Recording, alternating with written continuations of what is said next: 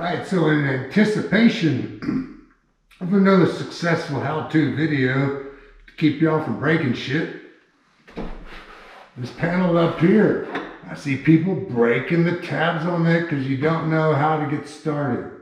I'm going to get you started. Same thing as this one over here.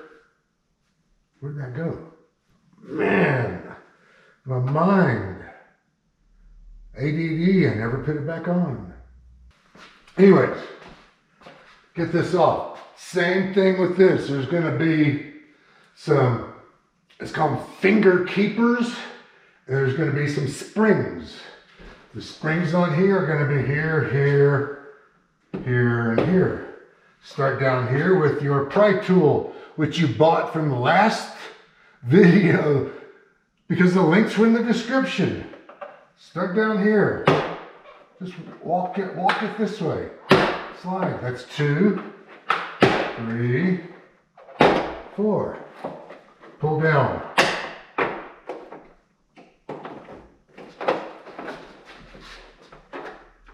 Pull down.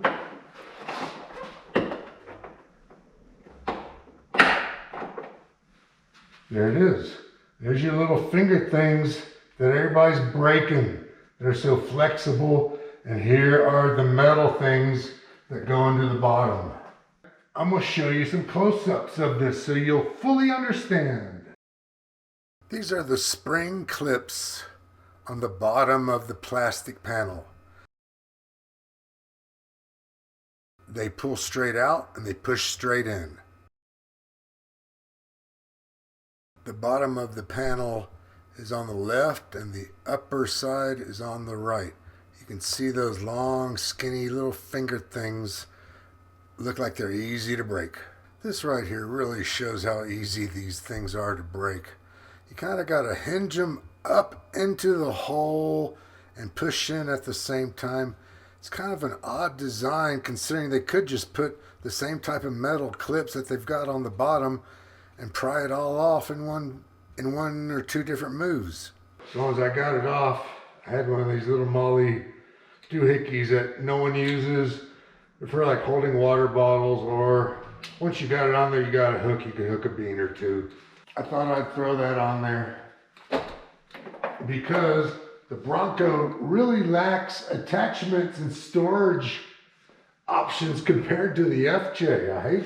I don't hate to admit it, it is what it is. So, put it back on.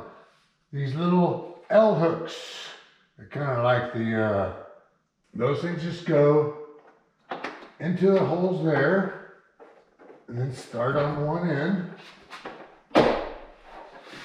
and push the spring clips back in. If you find this stuff helpful and saves you some money, hit that thanks button up there and throw me a bone. I'm out of here. See ya.